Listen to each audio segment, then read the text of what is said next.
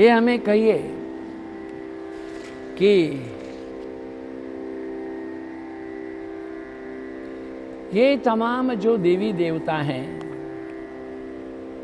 उनके प्रागट्य की बात के ऋषियों ने कहा कि ऋषयः ऊचुः भक्तानां महिमानं च पुनर्ब्रूहि महामते। भक्तों की पर कृपा करके महादेव की महिमा को पुनः कहिए। भक्त रक्षा विधायिनः महाकालस्य लिंगस्य महात्म्यं भक्तिवर्धनम् उज्जयिन्याम् अमभुद्राजा चंद्रसेनो यहो महान सर्वशास्त्रार्थ तत्वज्ञ शिव भक्तो जितेंद्रिय। कहते हैं कि अवंतिका नगरी में, जो आजकल उज्जैनी है, वहां पर उज्जैनी नगरी में जितेंद्रिय चंद्रसेन नामक एक राजा थे। समस्त लोगों में प्रिय थे, सेवा परायण थे, शिव भक्त थे। उन पर प्रसन्न होकर के गंधर्वराज मणिभद्र जी ने उनको चिंतामणि नाम का एक मणि दिया था। जैसे कि भगवान कृष्ण के हृदय में है कौस्तुभ मणि, कस्तूरी तिलकम ललाट पटले वक्षस्थले कौस्तुभम, कौस्तुभ मणि। यहाँ है चिंतामणि। वो चिंतामणि जो है इतना प्रकाशित था, जब राजा कहीं पर भी प्रवेश करेंगे लोग देख नहीं पाते थे, ऐसा करना पड़ता था। इतना सूर्य, करोड़ों सूर्य के समान प्रकाशित, देदीप्यमान, ज्वलंत, अद्भुत सुंदर था। बाकी राजा लोग उनकी ईर्ष्या करने लगे। ध्यान दे, ये ईर्ष्या नाम का रोग है, वह कैंसर से भी ज्यादा खराब है। कैंसर के ट्रीटमेंट के लिए दुनिया भर में हॉस्पिटल खुले हैं। ईर्ष्या से मुक्त होने के लिए आपको अपना ही डॉक्टर बनना पड़ेगा। ईर्ष्या क्यों करते हो? Because of your unfortunate inferiority complex. अरे किसी की कोठी को देख करके अपनी झोपड़ी को जलाना नहीं चाहिए। मान लीजिए कि कोई बहुत बड़े अधिपति है, कोई अमेरिका के, इंग्लैंड के, जापान के, चीन के, कोई भी हो। अरे चीन के तो छोड़ दो, कहीं के भी हो, तो वो महाराजा है, वो अपना महाराजा है। किंतु मेरे पिता तो मेरे पिता है, मेरी माता मेरी माता है, उनकी धर्मपत्नी उनके बच्चों की माता हो सकती है, मेरी नहीं। ईर्ष्या नहीं करो। ईर्ष्या की है, ईर्ष्या बहुत की। उनसे युद्ध करने के लिए चेष्टा की, उनको मारने के लिए चेष्टा की, किंतु राजा सदैव महाकाल की आराधना करता था। ओम त्र्यंबकम यजामहे सुगंधिम पुष्टिवर्धनम उर्वारुकमिव बंदनान त्रिदलम त्रिगुणाकारम। बिल्व पत्र से, चंदन से, विभूति से, चिताभस्म से, आंकड़ों के पुष्पों से, धतूरों के पुष्पों से, भांग से। आजकल भी महाकालेश्वर का विशेष प्रसाद तो भांग ही होता है। इतनी पूजा करता था। वहां एक महिला अपने गोप बालक को लेकर के उसको देखती रहती थी। वो सर्वसाधारण गोप स्त्री थी। वो बालक जो है वह भगवान को, इस पूजा को देखता था। उसके मन में भाव आ गया, मैं पूजा करूंगा, मैं पूजा करूंगा। उसने रेत का एक शिवलिंग बनाया, बना करके वो दिन भर उसके सामने बैठा था। शिवा शिवा शिवा शिवा शिवा शिवा। एक दिन माता ने क्रोध में आकर के शिवलिंग को उठा करके फेंक दिया। एक बहुत बड़ा गड्ढा था, उसमें फेंका। उसमें से महाकाल प्रकट हुए। देखिए, ये भोले बाबा है ना, वो अपने भक्तों के प्रति बहुत प्रेम भाव रखते हैं। अब एक बालक है, अनन्य निष्ठा से, न उसको जल, न भोजन, न निद्रा, कुछ भी नहीं, केवल एकमात्र उस चैतन्य की शक्ति ऊर्जा में जो प्रेम रहा, बस उसी से उसका कल्याण हो गया। सोमनाथ महादेव का वहां प्रकट हुआ। महादेव ने चंद्रसेन राज शिखर की रक्षा की। अब बालक के ऊपर शिव जब प्रकट हो गए तो राजाओं को भी सभानता प्राप्त हुई कि ईर्ष्या से, युद्ध से, आक्रोश से, क्रोध से कोई वस्तु विषय की प्राप्ति होती नहीं है, प्रेम से होती है, प्रभु कृपा से होती है, समर्पण की भावना से होती है। जगत में कुछ भी असंभव नहीं है। प्रेम दीजिए, अनन्य निष्ठा। भगवान ने तो कहा है, अनन्यश्चिन्तयन्तो माम ये जनाः पर्युपासते तेषां नित्य अभियुक्तानां योगक्षेमं वहाम्यहम्। What is your problem? You come to me. मयि एव मनाधस्व मयि बुद्धिं निवेशय निवसिष्यसि मयि एव अत ऊर्ध्वं न संशय। एक बार मेरी शरणागति तो स्वीकार करो। ओंकारेश्वर के बाद में नर्मदा के तट पर, हाँ, महाकालेश्वर के बाद में नर्मदा के तट पर ओंकारेश्वर के चतुर्थ ज्योतिर्लिंग की कथा है। नर्मदा के तट पर विंध्य पर्वत पर महर्षि नारद तप करते थे। विंध्य को बड़ा अभिमान था। इस जगत में सबसे बड़ी मुश्किल ही अभिमान है। हम किस चीज का अभिमान करें भाई? एक रोटी का निवाला लिया अपने मुंह में, आ भी सकता है, नहीं भी आ सकता है। जात सही ध्रुव मृत्यु, जन्म है उसकी मृत्यु है। मृत्यु के लिए कोई कारण नहीं चाहिए। मृत्यु कहीं भी आ सकती है, कभी भी आ सकती है। सावधान, प्रतिपल सावधान रहो, अभिमान ना करो। हमारे गुरु ग्रंथ साहब में कहते हैं, तू ठाकुर तुम प्यारदास, जियो पिंड सब तेरी रास।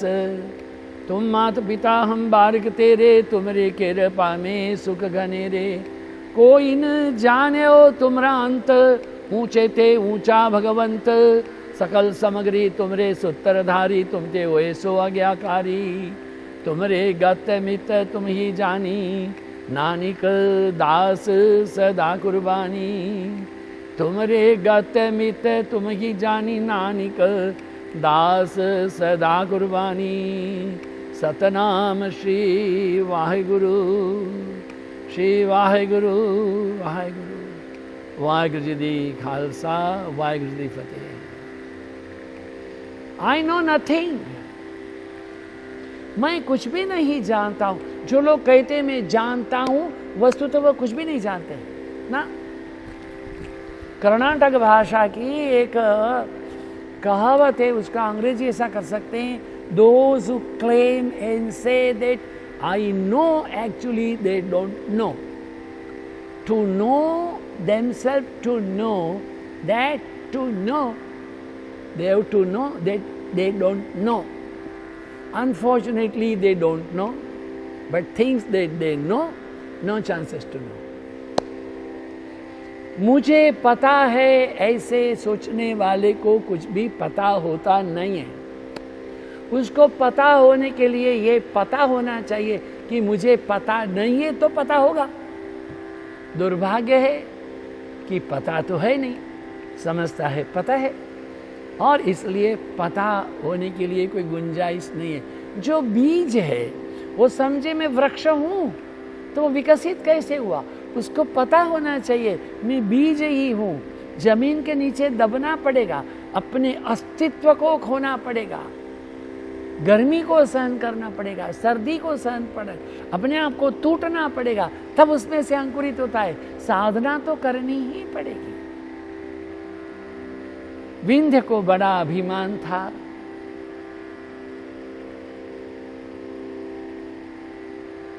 महर्षि नारद ने एक दिन विंध्य को कहा, अरे तू कहाँ बड़ा है रे, तेरे से तो बहुत बड़े बड़े पर्वत हैं, मैनाक भी बहुत बड़ा है, बाकी पर्वत भी बड़े।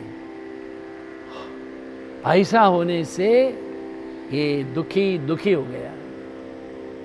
अब मैं क्या करूं? तब उन्होंने देवताओं से प्रार्थना की और उस स्थान पर, नर्मदा के तट पर, भगवान शिव ने आकर के विंध्य को दर्शन दिए।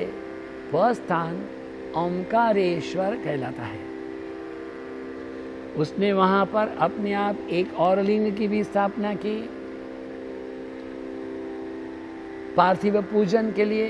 उसको परमेश्वर कहा जाता है। देखिए, हमारे मध्य प्रदेश के आदरणीय वर्तमान मुख्यमंत्री श्री शिवराज सिंह जी ने इसके पहले के टर्म में जब मुख्यमंत्री थे, मन में संकल्प किया कि इस नर्मदेश्वर महादेव के निकट ही भगवान भाष्यकार आदि शंकराचार्य जी के गुरु श्री गोविंद पाद वो गुफा में बैठ करके तप करते थे। शंकराचार्य जी कागड़ी से वहाँ गए थे और उनके दर्शन को जब गए, गुफा में बैठ करके आचार्य ध्यान में ही, नर्मदा है जब बढ़ने लगी, लगा कि गुफा में जला जाएगा। शंकराचार्य जी ने अपना कमंडल रखा, नर्मदा का पानी अंदर ही चलता चला गया। और जब आचार्य गोविंद पाद का ध्यान छूटा, देखा एक युवा सन्यासी, तेजस्वी, ओजस्वी, करोड़ों सूर्य के समान जो देदीप्यमान है, वो कमंडल लेके बैठा है, नर्मदा उसमें जा रही है। नर्मदा को ऐसे हाथ करने से स्थगित हो गई। शंकराचार्य जी ने दंडवत प्रणाम किए।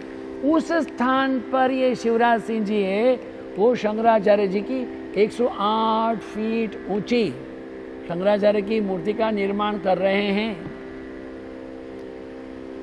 केदारेश्वर महादेव हैं, इनकी कथा अब आती है। ये 5वां ज्योतिर्लिंग है हिमालय की गिरिकंदराओं में। नर नारायण ने तप किया था और वहां शिव प्रागट्य हुआ, उसे केदारेश्वर ऐसा कहा जाता है। अभी फिर से हम कहेंगे, ये शिव का लिंग जब तक प्रतिष्ठित नहीं होता है, वह एक पत्थर हो सकता है जो उसमें प्राण प्रतिष्ठा हो गई। अन्नाधिवास, जलाधिवास, पुष्पाधिवास और ऋत्विजों के, ऋषियों के, ब्राह्मणों के मंत्रों के साथ में जब प्रतिष्ठा हो गई, वह जागृत देवता है। अभी कुछ ही वर्ष के पूर्व केदारेश्वर के पीछे बहुत बड़ा एवेलांच हेलस्टॉर्म हुआ था। हिमालय पूरा टूटने लगा था। एक बड़ी शिला आई, केदारेश्वर के मंदिर के द्वार पर खड़ी हो गई। पानी सब दाएं बाएं गया। दाएं बाएं से तमाम निवास स्थान, होटल है, यात्रा धाम की जो व्यवस्था है, आश्रम है, ढाबे साबे सब बह गए। मंदिर ऐसे आज भी खड़ा है, शिव प्रतिष्ठित है। केदारेश्वर ये 5वां हमारा ज्योतिर्लिंग है।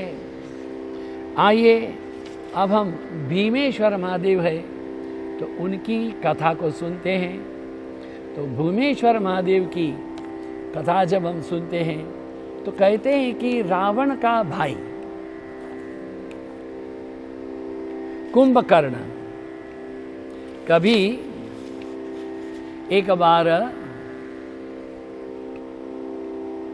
वन में आया। वन का क्या नाम है? वन का नाम है जहां पर कर्कट, सह्य पर्वत है, सह्याद्री पर्वत। वहाँ कुंभकर्ण ने करकटी नाम की राक्षसी कन्या के साथ में कुछ समय व्यतीत किया था। इस करकटी की माता पुष्कसी थी और पिता करकट थे। इनका जो पुत्र हुआ किसका, पुष्कसी और करकट की पुत्री करकटी, उसका सानिध्य कुंभकर्ण के साथ। और कुंभकर्ण जो है वह जब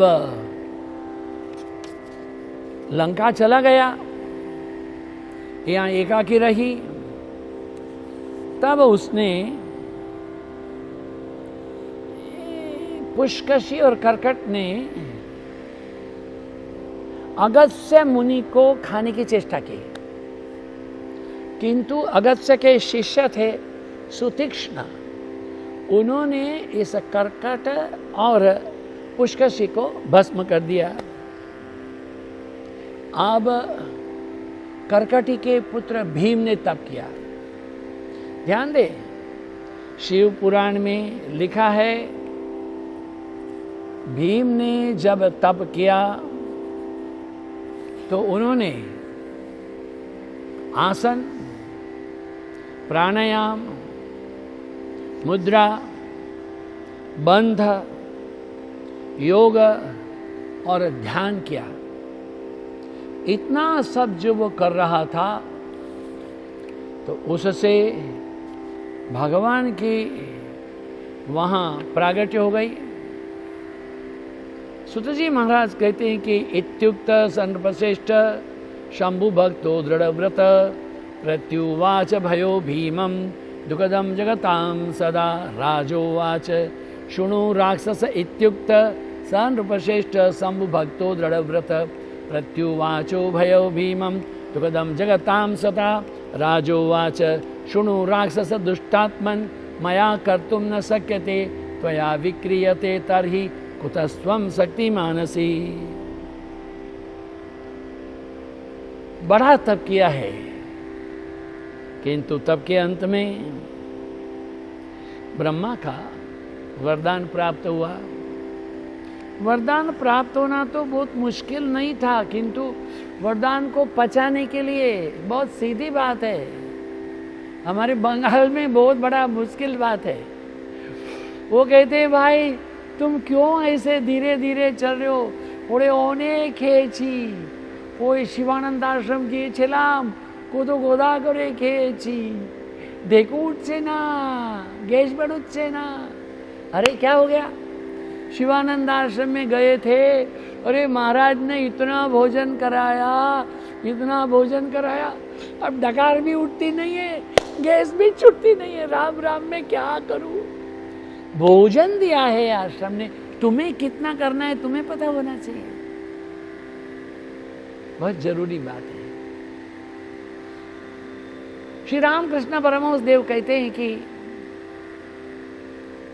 एक राजा के पास में एक नापित था। नापित बहुत दुबला दुबला हो रहा था। राजा बोले तो क्यों दुबला हो रहा है? बोले खाने को ठीक नहीं। अरे तुम्हें 2 स्वर्ण मुद्राएं मिलती है। बोले वो तो हफ्ते में नहीं, अच्छा दिन में कर देंगे। दिन में 100 स्वर्ण मुद्रा कर दी, फिर भी दुबला दुबला हो गया। अब 4 कर दी तो भी दुबला दुबला। तब राजा ने पूछा, क्या तू जंगल में गया था? हाँ। झरने के पास बैठा था? हाँ। तू वहां बैठ के रोया था? हाँ। जंगल में झरने में से देवी आ रही? हाँ। सोने का घड़ा दिया? हाँ। वो आधा भरा है सोने के सोना मोर से? हाँ। मैं जितना पैसा देता हूं तो उसमें डाल रहा है? हाँ। तो ये लोभ का घड़ा कभी नहीं भरेगा। अरे ला को एक मात्रा होती है, ला, ल, ला, ली, ली, लू, लू, ले, लई, लो बोलने से 8 गुना करने पर लोभ होता है।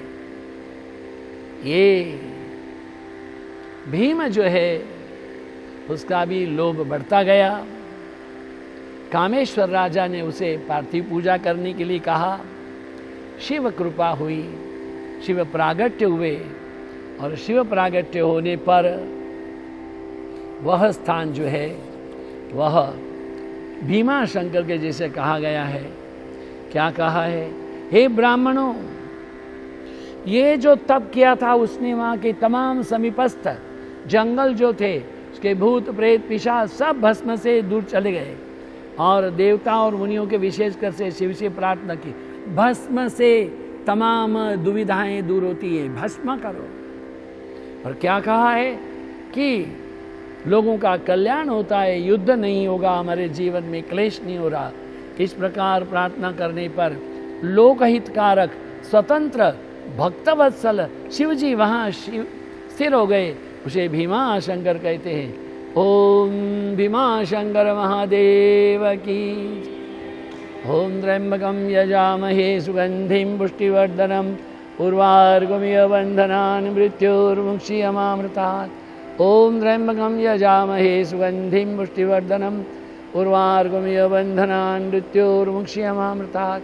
ओम त्र्यंबकं यजामहे सुगंधिं पुष्टिवर्धनम् उर्वारुकमिव बन्धनान् मृत्योर्मुक्षीयमामृतात्। ओम पूर्णमदः पूर्णमिदं पूर्णात् पूर्णमुदच्यते पूर्णस्य पूर्णमादाय पूर्णमेवावशिष्यते। ओम शांति शांति शांति। हरि ओम। श्री गुरुभ्यो नमः। सभी का मंगल हो, सभी का शुभ हो, सभी का कल्याण हो। ओम नमः शिवाय।